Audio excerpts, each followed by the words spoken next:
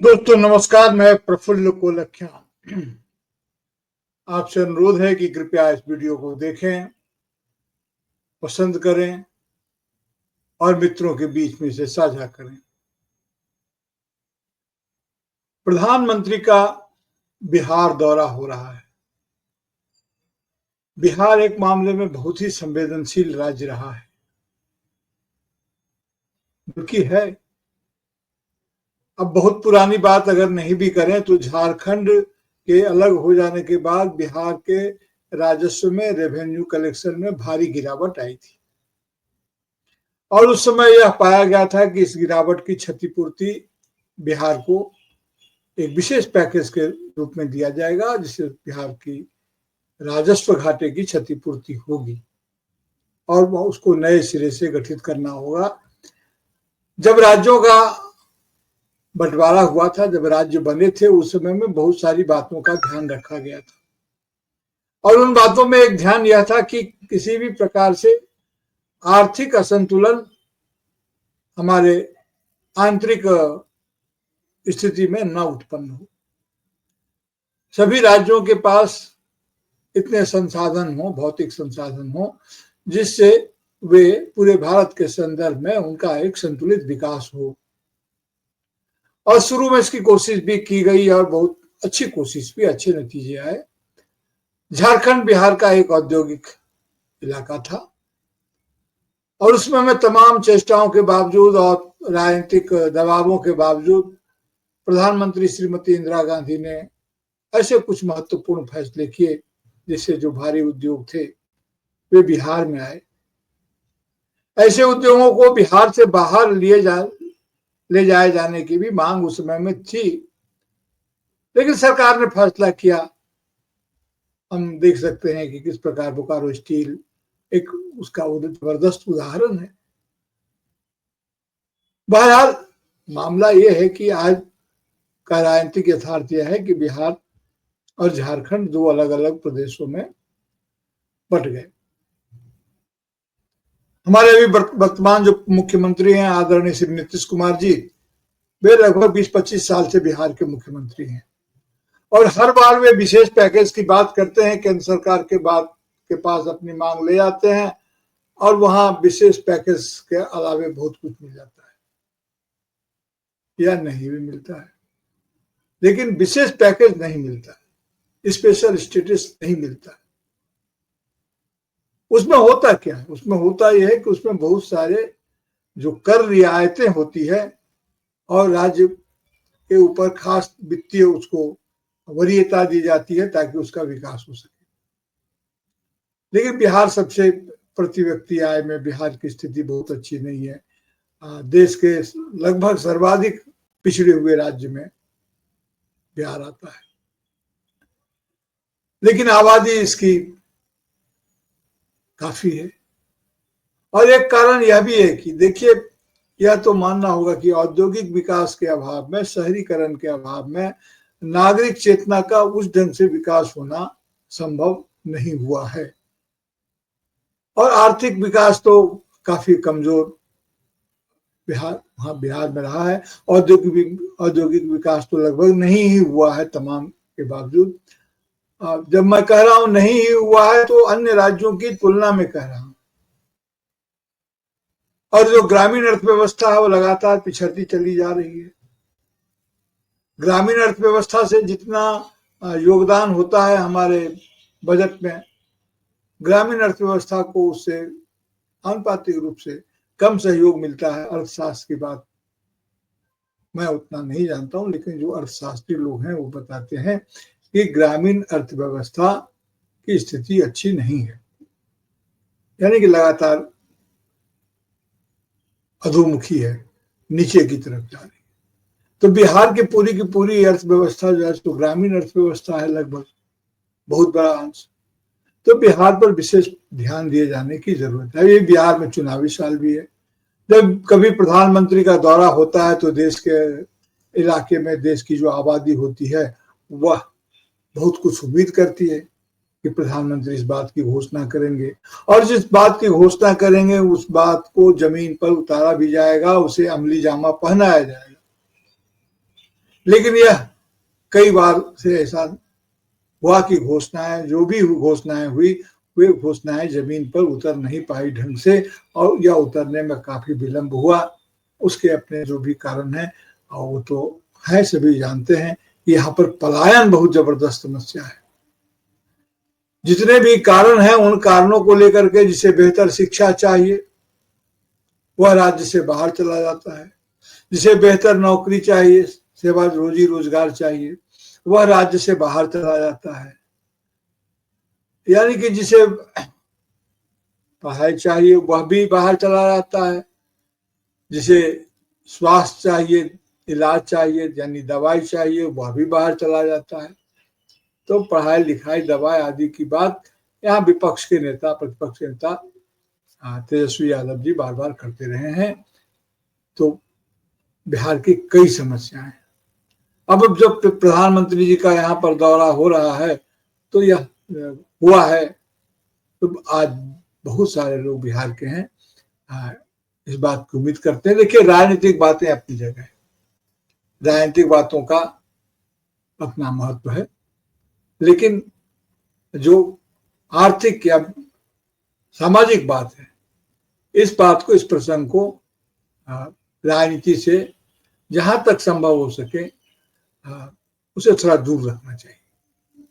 राजनीति यानी कि सत्ता की राजनीति से, क्योंकि चुनाव आएंगे जाएंगे, सत्ता आएगी जाएगी, आज ये मुख्यमंत्री हैं, कल वो मुख्यमंत्री होंगे, आज ये दल शासन में है, कल वो दल शासन में होगा, लेकिन बिहार तो वही रहेगा, कोई राज्य या भारत तो वही रहता है। तो अगर लोगों का विकास नहीं होगा और सिर्फ राजनीतिक रूप से उनकी भावनाओं का, उनकी स्थितियों का इस्तेमाल किया जाएगा, तो यह कभी भी शुभ नहीं हो सकता है। बिहार के लोगों को भी इस पर विचार करना चाहिए, और विभिन्न इलाकों के जो लोग हैं, जो बुद्धिजीवी हैं, आज देखिए कि बिहार का कोई भी नेता राष्ट्रीय स्तर पर उस ढंग से नहीं जाना जाता है जिसकी पूरे भारत में कोई पहचान हो। जी नीतीश कुमार जी हैं, जिनकी पहचान की बात की जाती है, की जानी चाहिए, लेकिन एक समय में जैसे बिहार के जो नेता लोग थे, उनकी एक राष्ट्रीय पहचान थी, इसको बोलते हैं, अंग्रेजी में बोलते हैं पैन इंडिया। वो पैन इंडिया स्वरूप नहीं बन पा रहा है, और यह बहुत तेजी से इसका क्षरण हुआ है। एक समय में लालू प्रसाद यादव जी की छवि पैन इंडिया की बन रही थी। मैं इधर की बात कर रहा हूँ, बहुत पुरानी बात नहीं करना चाहता हूँ इस समय। तो वो छवि राष्ट्रीय, कोई ऐसा मिनिस्टर सेंट्रल में नहीं है जो केंद्र सरकार के सामने यह बात कह सके कि हमें बिहार की स्थिति है और बिहार को यह मिलना चाहिए। पिछले दिनों जो भी घोषणाएं हुई है, उन घोषणाओं को जमीन पर उतारना संभव नहीं हुआ है। बिहार के लोग बार बार चले गए हैं। बिहार में सबसे बड़ी समस्या है सामाजिक न्याय की। जो समाज के स्तर पर जिस काम को होना चाहिए वह काम नहीं हो रहा है। मैंने पता किया लोगों से कि आखिर लोग बाहर जाकर के वही रोजगार, वही काम कैसे कर देते हैं, लेकिन अपने राज्य में उन्हें क्या दिक्कत होती है। मैं आपसे अनुरोध करता हूं कि आप पता करें कि बिहार के लोग अक्सर कहते हैं कि बिहार में मजदूर नहीं मिलते, लेकिन बिहार के मजदूर पूरे देश में खट रहे हैं। तो बिहार में मजदूर क्यों नहीं मिलते हैं? तो उसके एक तो आर्थिक कारण तो है ही, और साथ ही साथ एक उसका कारण सामाजिक कारण है। सामाजिक कारण यह है, एक तो रोजी रोजगार, पूरा जो उनकी रोजी होती है, जो उनको मिलना चाहिए मजदूरी, और एक तो वह नहीं मिलता है। दूसरा, सम्मान नहीं मिलता है उन्हें, मनुष्य के रूप में, भारत के नागरिक के रूप में वह सम्मान नहीं मिलता है। तो आप कहेंगे क्या बाहर जाने पर उनको बहुत सम्मान मिलता है? बड़े आदर से लोग बिहारियों को बुला करके उनको काम सौंपते हैं। नहीं, वहां भी ऐसा नहीं होता है, वहां भी ऐसा नहीं होता है। तो फिर क्यों जाते हैं? इसलिए जाते हैं कि वहां उनके अपमान को देखने वाला कोई नहीं होता है, कोई परिचित नहीं होता है।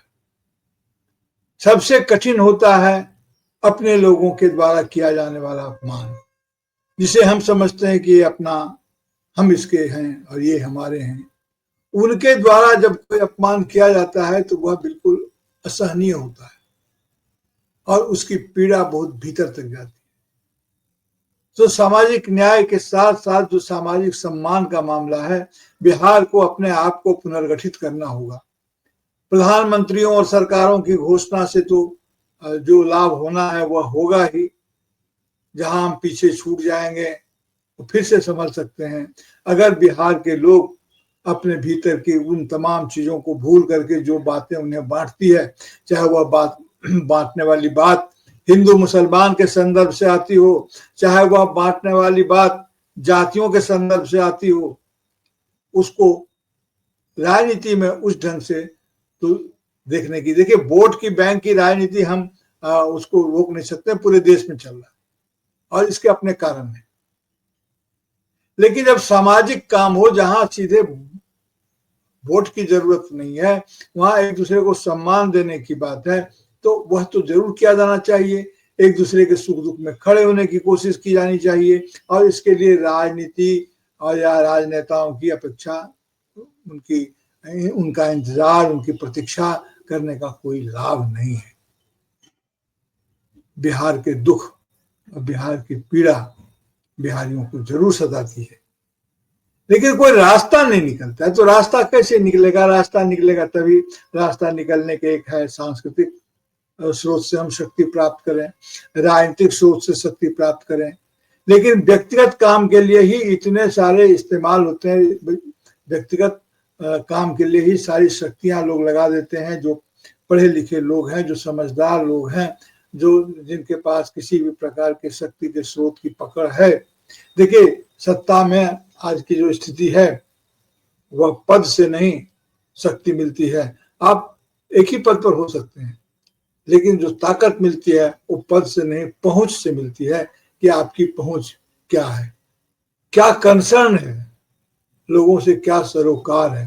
पहले के समय में जो लोग बाहर जाते थे वो लौट के गांव जरूर आते थे, साल में 2 बार 3 बार। मेरे पिता भी बाहर रहते थे तो साल में 2 बार 3 बार गांव जरूर आते थे, साथ में हम लोग भी आते थे, मैं भी जाता था। लेकिन अब धीरे धीरे यह प्रवृत्ति हो गई है कि गांव आने के लोग थोड़ा कतराने लगे हैं और बहुत जरूरी न हो तो ऐसा लगता है कि लोग पिंड छुड़ाने लगे हैं। और उसके कारण है, इसके कारण ये है कि जो बाहर का आदमी है, भले ही दूसरे राज्यों में आपको उस ढंग का बाहर का आदमी न गिना जाए, लेकिन जब आप अपने गांव लौटते हैं तो बहुत दिनों तक आपको न सिर्फ गिना जाता है बल्कि आप खुद भी महसूस करते हैं। गलती बाहर से जाने वालों की भी है, वे अपने को बाहरी का मानने लगते हैं। अब मैं कहूं, अगर खुले शब्दों में कहूं तो मेरा अधिकांश समय कलकत्ता में बीता। हाँ, हमारे जैसे बहुत सारे लोग यहाँ पर हैं। तो जब वो गांव लौटते हैं तो गांव के लोग उन्हें कलकतिया समझते हैं और कलकत्ता के लोग उन्हें बिहारी समझते हैं। जब वो बिहार जाते हैं तो उनमें वो बिहारी बोध रहता नहीं है, जिस बिहारी बोध के कारण उनको पूरे देश में मान सम्मान का जो भी स्तर मिलता है, जो भी पहचान मिलती है, लेकिन बिहार पहुंचते ही वे बिहारी हैं इस बात को भूल जाते हैं कि उनकी जो पूरे देश में जो पहचान बिहारी की है, ये बात दब जाती है और वहां जाकर के पहचान हो जाती है इलाकों की कि ये इस इलाके के हैं, उस इलाके के हैं, ये इस जाति के हैं, उस जाति के हैं, उस वर्ण के हैं। यानी कि हमारी जो पहचान हमारे राज्य के बाहर है, उससे एक इतर पहचान हमारे राज्य के भीतर हो जाती है। लेकिन ऐसा सभी जगह नहीं है। मैं उदाहरण दूं तो पश्चिम बंगाल के लोग, जिन्हें बहुत शॉर्ट में लोग बंगाली कहते हैं, तो यहाँ के लोग जब कहीं चले जाते हैं तो वहां भी वे बंगाली ही समझे जाते हैं और जब वे लौट कर आते हैं तब भी उन्हें बंगाली ही समझा जाता है, वे भी खुद को वही समझते हैं। बिहार के साथ यह दिक्कत है, बिहार के साथ यह दिक्कत है कि बाहर मुझे बिहारी समझाता है और बिहार के भीतर आते ही वह मैथिल हो जाता है, वह मगही हो जाता है, मगध क्षेत्र का, वह भोजपुरी हो जाता है और फिर वर्ण वगैरह की तो बात है ही, धर्म वगैरह की तो बात है ही। तो आज हमें प्रधानमंत्री के संदेश की जरूर प्रतीक्षा करनी चाहिए कि प्रधानमंत्री अपने संदेश में हमारे लिए क्या पैकेज घोषित करते हैं। लेकिन बिहार के लोगों को रहने दीजिए, चुनाव में जिसको जो करना होगा वो करेंगे। ये दौरा चुनावी है, घोषणाएं भी चुनावी होंगी। तो ये तो हमारा जो है इसको बोलते हैं कि ये निर्धारित हमारी नियत हो गई है। लेकिन ऐसे ही अवसरों पर समाज को कैसे पुनर्गठित किया जाए, कैसे बिहार के सम्मान को हासिल किया जाए, एक दूसरे के प्रति सामाजिक सम्मान को कैसे बनाए रख सकें, और कैसे क्षेत्र और भाषाएं भी, कई क्षेत्र, भाषा, जाति, वर्ण के भेद से ऊपर उठ के हम उस बिहारीपन को कैसे अर्जित करें। ये बात चुनावी संदर्भ में तो नहीं है, लेकिन सांस्कृतिक संदर्भ में जरूर है। हमें अपने उस बिहारीपन को याद करना चाहिए, उसके सकारात्मक पक्ष को नहीं भूलना चाहिए। बिहार निश्चित रूप से राजनीतिक रूप से एक प्रयोग भूमि बिहार में है, चाहे वह इमरजेंसी के विरोध का नेतृत्व देने की बात हो, जयप्रकाश नारायण जी के नेतृत्व में बिहार में संपूर्ण क्रांति का नारा दिया गया था। बिहार ही वह है जहां पर लालू यादव जिसके सामने शरद यादव खड़े होते हैं और शरद यादव जीत जाते हैं और लालू यादव हार जाते हैं। ये शायद लोकसभा इलेक्शन में कभी हुआ था। लोग आप देख लीजिएगा कि कभी जॉर्ज फर्नांडिस बिहार में आते हैं, जीत जाते हैं, कोई उन्हें ये नहीं कहता कि जॉर्ज फर्नांडिस को बिहार से, मुजफ्फरपुर से टिकट देने का क्या हुआ। तो ऐसी बहुत सारी चीजें बिहार में अपने पराये का वह भेद उन लोगों के साथ नहीं होता है जो बिहार के नहीं है। अद्भुत बात है कि अपने पराये का वही रवैया हमारा अपने लोगों के प्रति नहीं होता। यकीन मानिए, बहुत दुख के साथ यह कह रहा हूं, प्रधानमंत्री जो कहेंगे, जो संदेश देंगे, जो यहाँ पर विशेष उपाय किया जाएगा, उसका लाभ तभी मिलेगा जब हम बिहारीपन को समझ पाएंगे।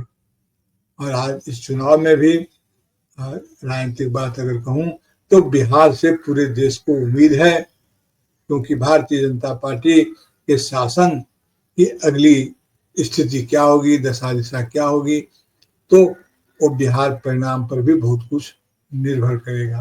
कांग्रेस अपने ढंग से काम कर रही है, गठबंधन की स्थिति देख ही रहे हैं। महागठबंधन में आरजेडी और कांग्रेस और सीपीआईएम, मतलब पूरा वाम समूह एक तरफ है, और नीतीश बाबू, भारतीय जनता पार्टी और भी बहुत सारे लोग एक तरफ है। तो ये तो मैदान है, और मैदान में सभी अपने अपने हित के हिसाब से एकत्र हैं। लेकिन 20-25 साल से इनका शासन चल रहा है, और बिहार ही एकमात्र ऐसा हिंदी प्रदेश है जहां भारतीय जनता पार्टी का शासन सीधे नहीं हो पाया है। कभी पूर्ण बहुमत की सरकार उनकी नहीं बन पाई है। तो जाहिर है कि इसके अपने कारण हैं। तो अभी हम भी प्रतीक्षा कर रहे हैं, अभी प्रतीक्षा कर रहे हैं कि प्रधानमंत्री की तरफ से क्या घोषणा होती है और उस घोषणा का क्या लाभ पूरे बिहार को मिलता है। लेकिन इस समय अनुरोध तो यह है कि बिहार अपने आप को पहचाने, अपनी स्थिति को पहचाने, अपने सम्मान को पहचाने और समानता का भाव विकसित करे, उस बिहारीपन को हासिल करे, जिसका एहसास तो उसे अपने प्रदेश के बाहर होता है, लेकिन अपने प्रदेश के अंदर उसका एहसास नहीं होता है। अभी के लिए इतना ही।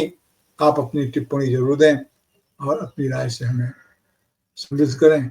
हमें इंतजार है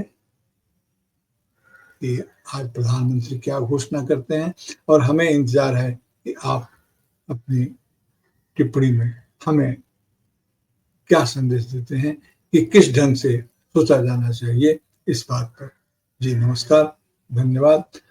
फिर मिलते हैं किसी मुद्दे पर बात करने के लिए।